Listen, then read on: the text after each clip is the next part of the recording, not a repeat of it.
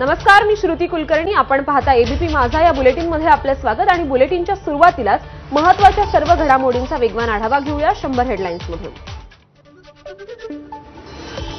मनसेचं इगतपुरीमध्ये आजपासून 3 दिवसीय शिबिर. जिल्हा आणि राज्यस्तरीय पदाधिकाऱ्यांना राज ठाकरे मार्गदर्शन करणार. मनसे प्रमुख काय बोलणार याची उत्सुकता. आतापर्यंत एकट्यानं निवडणुका लढवल्या, गरज पडल्यास पुढेही एकटं लढू. मनसे नेते बाळा नांदगावकरांचं सूचक विधान. त्यामुळे राज उद्धव युतीची चर्चा फिसकटणार का, अशी चर्चा.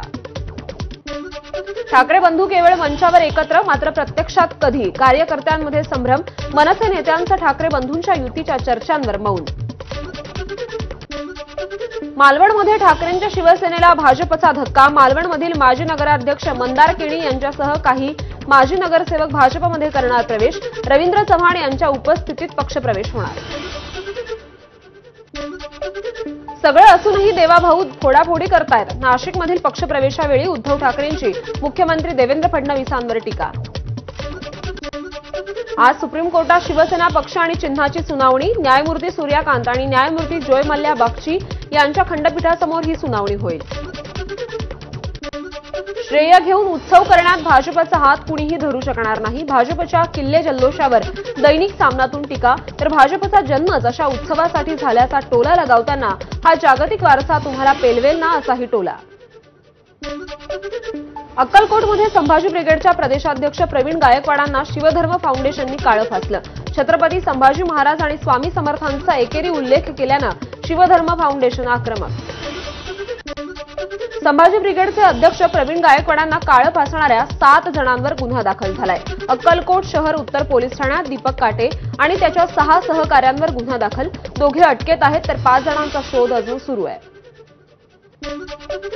माझ्यावरील हल्ल्याला सरकार जबाबदार. हल्ल्यामागे मोठा कट होता. तोंडाला काळं फासल्यानंतर प्रवीण गायकवाडांचा आरोप. तर आजच्या हल्ल्याचं योग्य वेळी उत्तर देणार, गायकवाडांचा इशारा. प्रवीण गायकवाड यांच्यावरील हल्ल्याचा रोहित पवारांकडून निषेध. काळा शर्ट परिधान करून हाती पोस्टर घेत रोहित पवार विधानभवनात. प्रवीण गायकवाडांवरील हल्ल्याशी भाजपचा संबंध नाही. महसूल मंत्री चंद्रशेखर बावनकुळेंचं स्पष्टीकरण. हल्लेखोर काटे भाजपचाच आहे, पण कारवाई झाली पाहिजे, बावनकुळेंची प्रतिक्रिया. प्रवीण गायकवाड यांच्यावर झालेला हल्ला निंदनीय. गृहराज्यमंत्री पंकज भोयर यांची प्रतिक्रिया. हा हल्ला सरकार पुरस्कृत असल्याचा प्रश्नच नसून या हल्ल्याची कसून चौकशी केली जाईल, भोयर यांच्याकडून स्पष्ट. मराठा क्रांती मोर्चाकडून प्रवीण गायकवाड यांच्यावरील हल्ल्याचा निषेध. गायकवाड कुटुंबासह असताना असा भ्याड हल्ला करणं निषेधार्ह. अशा पद्धतीनं हल्ला करत भ्याड कृत्य. मराठा क्रांती मोर्चा आक्रमक.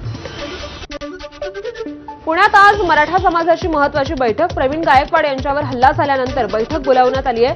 गायकवाड यांच्यावरील शाईफेक प्रकरणानंतर मराठा समाज आक्रमक.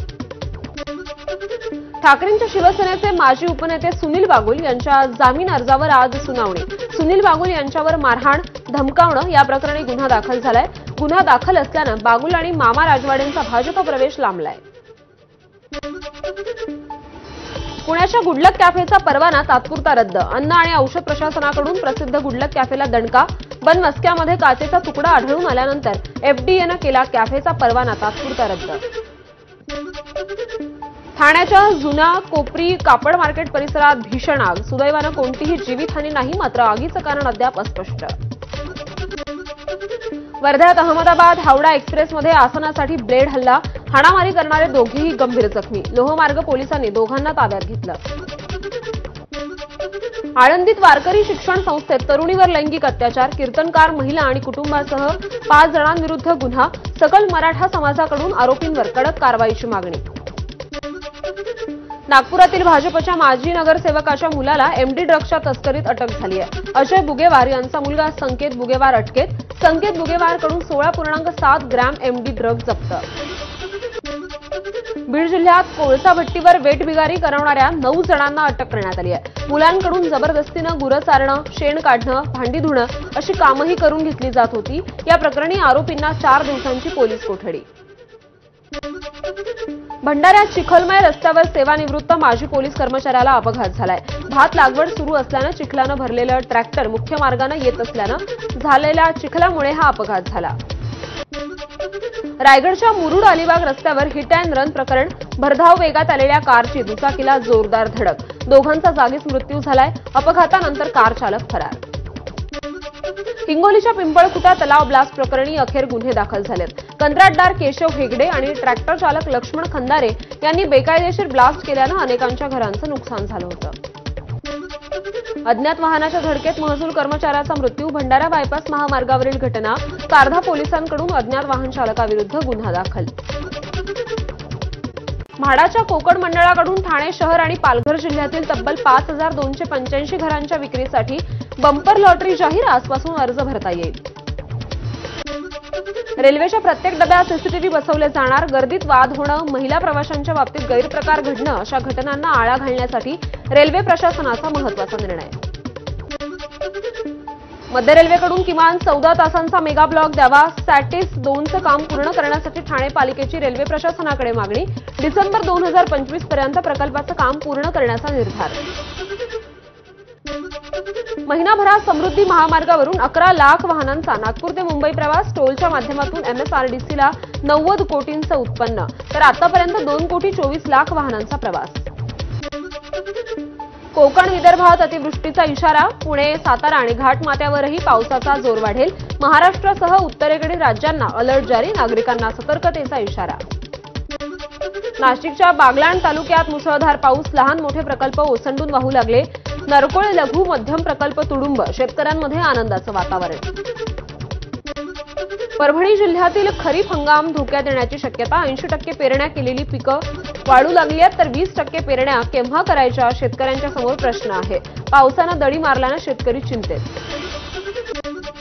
धाराशिवचे जिल्हाधिकारी कीर्ती पुजार आणि जिल्हा परिषदेचे मुख्य कार्यकारी अधिकारी मैना घोष यांनी शेतात कोळपणी केली. धाराशिवमध्ये सोयाबीनची विक्रमी पेरणी. मशागतीच्या कामांना वेग. धाराशिव जिल्ह्यात पावसाची दडी. शेतकऱ्यांवर पशुधन विकण्याची वेळ आली आहे. खरीपाची पेरणी केली, मात्र शेतीमधील मशागतीच्या कामाला पैसे नाहीत. अशातच पावसानं दडी मारल्यानं शेतकऱ्यांवर दुहेरी संकट आलंय. भाज्यांचे भाव कडाडलेत. लसणाची फोडणी देखील 300 रुपयांनी महागली. वाटाणा 240 रुपयांवर, तर गवार आणि फरसबी 200 रुपये किलो. अनेक ठिकाणी मुसळधार पावसानं झोडपल्यानं पीक कमी आणि मागणी वाढल्यानं भाजीपाल्यांचे भाव वाढले. खोबरेल तेलाच्या किमतीत 3 पटीनं वाढ झाली आहे. कडक उन्हाळ्यामुळे आणि किडीच्या प्रादुर्भावामुळे गत 2 वर्षांपासून नारळाच्या उत्पादनात 40% मोठी घट झाली आहे. त्यामुळे तेलाचा घाऊक बाजारातील दर प्रति किलो 130 रुपयांवरून 400 रुपयांवर गेलाय. यूपीआय व्यवहारांमध्येही महाराष्ट्र पहिल्या क्रमांकावर. मुख्यमंत्री देवेंद्र फडणवीसांची एक्स पोस्ट करत माहिती. पंतप्रधान नरेंद्र मोदींनी आभार मानले. बिहारच्या मतदार याद्यांमध्ये शेकडो बेकायदा परदेशी नागरिक. निवडणूक आयोगातील सूत्रांची इंग्रजी दैनिकास माहिती. मतदार याद्यांमध्ये नेपाळ, म्यानमार आणि बांगलादेशींची नावं आहेत. सूत्रांची माहिती. बिहारच्या मतदार याद्यांमध्ये कित्येक बेकायदा परदेशी नागरिकांकडे डोमिसाईल सर्टिफिकेट देखील असल्याचं समोर आलंय. बेकायदा परदेशी नागरिकांकडे खोटं आधार कार्ड, रेशन कार्ड असल्याचीही सूत्रांची माहिती. पुण्याच्या अखिल भारतीय ब्राह्मण महासंघाच्या वतीनं गुणवंत विद्यार्थ्यांचा सत्कार. 25 विद्यार्थ्यांना स्कॉलरशिप प्रदान. डॉक्टर महेश चिटणीस यांचाही वैद्यकीय क्षेत्रातील योगदानाबद्दल सत्कार. खासदार मेधाताई कुलकर्णी, कुणाल टिळक यांच्यासह अनेक जणांची उपस्थिती. उत्तरेत 11 जुलैपासून श्रावण महिन्याला सुरुवात होतीये. आज पहिला श्रावणी सोमवार असल्यानं ज्योतिर्लिंगासह शंकराच्या मंदिरांमध्ये दर्शनासाठी भाविकांची गर्दी.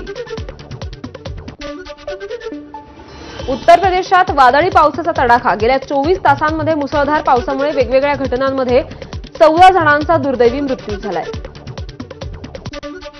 लंडनच्या साऊथ एंड विमानतळावर मोठी दुर्घटना. उड्डाणानंतर अवघ्या काही क्षणात विमान कोसळलं. Beach B200 super king air हे विमान नेदरलँडला जाणार होतं. विमानात किती प्रवासी होते ते मात्र कळू शकलेलं नाहीये.